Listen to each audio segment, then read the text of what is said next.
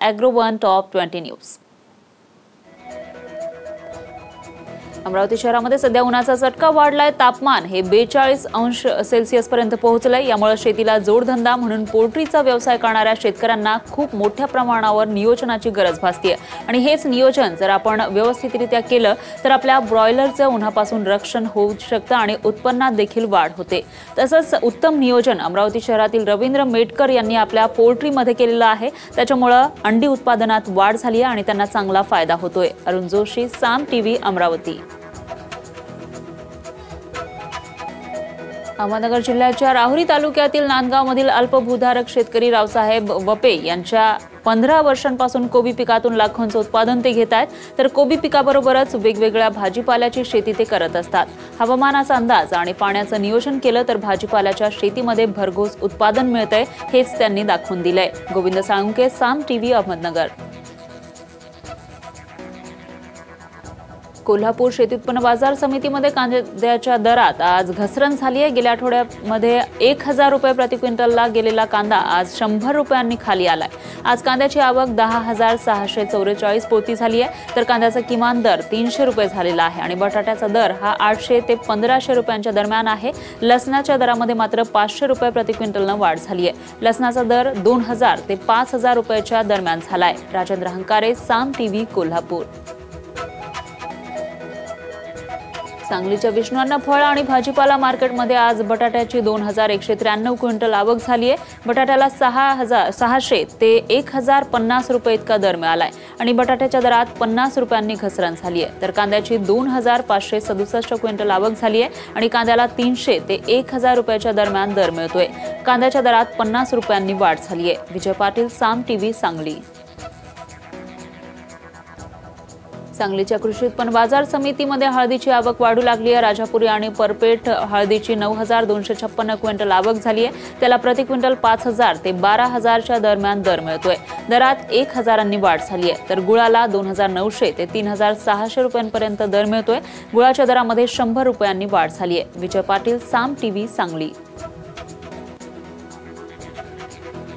मागील 3 महिन्यांपासून कापूस 5300 ते 5500 रुपयांवर स्थिरावलेला आहे। दरम्यान 20 दिवसांपूर्वी कापसाच्या दरामध्ये तेजी आली असून आज अमरावती शहरातील बाजारपेठेत कापसाला प्रति क्विंटल 6300 रुपये प्रति क्विंटलचा दर मिळालेला आहे। हा दर यंदाच्या वर्षातील सर्वाधिक आहे। मात्र आता बहुतांश शेतकऱ्यांकडील कापसाची विक्री झाली आहे आणि त्यामुळे वाढ झालेल्या भावाचा फायदा शेतकऱ्यांच्या तुलनेत खरेदीदारांना अधिक होत असल्याचं पाहायला मिळतंय। अरुण जोशी, साम टीव्ही, अमरावती।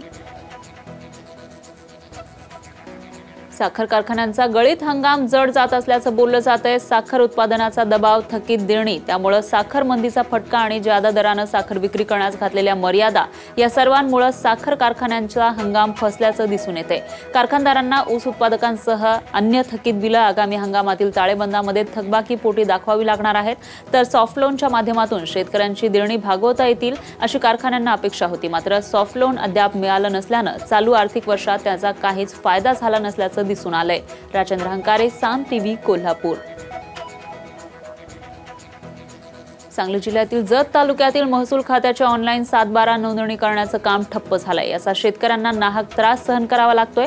7/12च्या उतार्यावरील नोंदी व्यवस्थित झाल्या नसल्यानं आणि त्याचे उतारे शेतकऱ्यांना वेळेत न मिळाल्यामुळे तालुक्यातील 50% शेतकऱ्यांना पीक विम्याची रक्कम मिळालेली नाहीये। त्यामुळे शेतकरी वर्गात नाराजीचा सूर दिसून येतोय। विजय पाटील, साम टीव्ही, सांगली।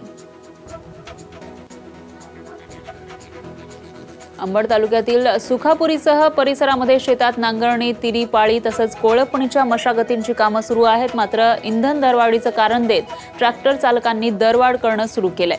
त्यामुळे ट्रॅक्टरद्वारे शेतीच्या मशागतीला अधिकची पदरमोड करावी लागत असल्यानं दुष्काळात 13वा महिना अशी अवस्था शेतकऱ्यांची झाली आहे। त्या शेतातून निघणाऱ्या शेतीमालाला मेंढ्यामध्ये देणाऱ्या वाहतुकीचाही दर वाढल्यानं इकडे आड आणि तिकडे विहीर या कात्रीत शेतकरी होरपळताना दिसतोय। ब्युरो रिपोर्ट, साम टीव्ही।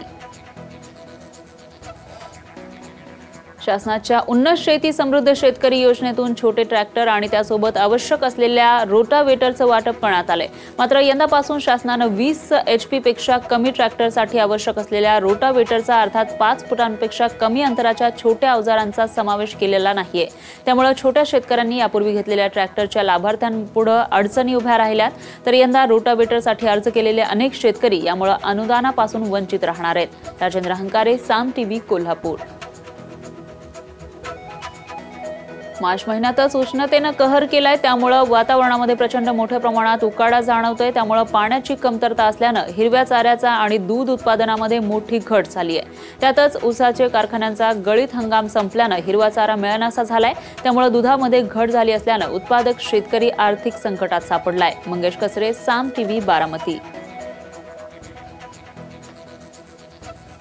सांगली जिल्ह्यातील आटपाडी तालुक्यातील झरे परिसरात पावसाचं प्रमाण कमी नसून पेरा झालेला नाहीये, त्यामुळे चारा टंचाई भासतीये। पावसाचं प्रमाण त्या ठिकाणी कमी आहे, तर जनावरं जगवणं म्हणजे तारेवरची कसरतच झाली आहे। ओला सुका चारा यावर्षी सुद्धा मिळालेला नाहीये, त्यामुळे चारा विकत घ्यायचं म्हटलं तर चाऱ्याचे दर गगनाला भिडलेत। पण पैसे देऊन सुद्धा वेळेला हा चारा मिळेनासा झालेला आहे, अशी व्यवस्था तिथल्या शेतकऱ्यांची झाली आहे। विजय पाटील, साम टीव्ही, सांगली। बारामतीच्या बागायती पट्ट्यामध्ये उन्हाची तीव्रता वाढली असली तरी अजूनही विहिरींमध्ये चांगल्या प्रकारे पाणी साठा आहे। त्यामुळे पिण्याच्या पाण्याबरोबरच शेतीलाही पुरेसं पाणी अजून मिळतंय। त्यातच आता नीरा डावा कालवा आवर्तन सुटल्यानं या विहिरींमधील पाणी साठ्यामध्ये थोड्याफार प्रमाणात वाढ होणार आहे। त्यामुळे उन्हाची तीव्रता वाढत असली तरी विहिरींना मुबलक पाणी असल्यानं बागायती पट्ट्यामध्ये अजूनही पिकं हिरवीगार दिसतायत। मंगेश कचरे, साम टीव्ही, बारामती। सांगली जिल्हा मध्यवर्ती सहकारी बँकेला आर्थिक वर्षामध्ये 105 कोटींचा ढोबळ नफा झालाय। नफावाढीचं प्रमाण 44.07% आहे। रिझर्व्ह बँक आणि नाबार्डच्या बँक निकषानुसार राज्यामध्ये प्रथम क्रमांकावर देण्यात अडचणी नाही, अशी माहिती अध्यक्ष दिलीप पाटील यांनी पत्रकार परिषदेत दिली आहे। तर दुष्काळ कर्जमाफीतील संदिग्धता, ऊस बिलपोटी कारखान्यांकडून मिळालेल्या कमी दरामुळे शेतकरी कर्ज थकबाकीमध्ये वाढ झाली आहे। कर्ज आणि इतर व्यवहारामध्ये वाढ झाल्यामुळे ढोबळ नफा वाढलाय। विजय पाटील, साम टीव्ही, सांगली। अमरावती जिल्ह्यातील पाणी टंचाई आणि आगामी खरीप नियोजनाच्या अनुषंगाने आढावा जिल्हाधिकारी शैलेश नवाल यांनी जिल्हाधिकारी कार्यालयामध्ये घेतलेला आहे। तर अमरावती जिल्ह्यामध्ये 2019-20 साठी सर्व बँक मिळून खरीप हंगामासाठी 1680 कोटी आणि रब्बी हंगामासाठी 420 कोटी असे एकूण 2100 कोटी रुपयांचं पीक कर्ज वाटपाचं लक्ष्यांक निर्धारित करण्यात आलंय। अरुण जोशी, साम टीव्ही, अमरावती। अमेरिकेनं समुद्री कासवांच्या संवर्धनासाठी एक मोठा निर्णय घेतलाय। अमेरिकेनं समुद्रात कोळंबी पकडणाऱ्या मच्छीमारांच्या जाळ्यामध्ये जर समुद्री कासव येऊन त्यांना इजा पोहोचत असेल तर अशा देशांकडून कोळंबी न घेण्याचा निर्णय घेतलाय। The bureau of ocean and international environment and scientific affairs department of state US यांनी 16 मे 2018 रोजी यासंबंधी एक अधिसूचना जारी केली होती। तर केरळ, तमिळनाडू या ठिकाणी सर्वेक्षण केल्यानंतर महाराष्ट्रातील मुख्य ठिकाण म्हणून कर्नाळा समुद्रकिनारी पाहणी करण्यासाठी अमेरिकन तज्ञांच्या एका पथकानं भेट दिली आहे। राजेंद्र हंकारे, साम टीव्ही, नवी दिल्ली। गेल्या वर्षभरापासून बोंडअळीचा प्रादुर्भाव मोठ्या प्रमाणावर होतोय। या बोंडअळीचा प्रादुर्भाव रोखण्यासाठी अकोल्यामध्ये एक दिवसीय कार्यशाळेचं आयोजन करण्यात आलं होतं। या कार्यक्रमाला राज्याच्या कृषी विभागाचे सचिव एकनाथ डवले यांच्या हस्ते या कार्यशाळेचं उद्घाटन संपन्न झालं। तर यावेळी कीटक नियंत्रण व्यवस्थापन शास्त्र आणि शास्त्रशुद्ध पद्धती संदर्भात मार्गदर्शन करण्यात आलं। गजानन पोयर, साम टीव्ही, अकोला।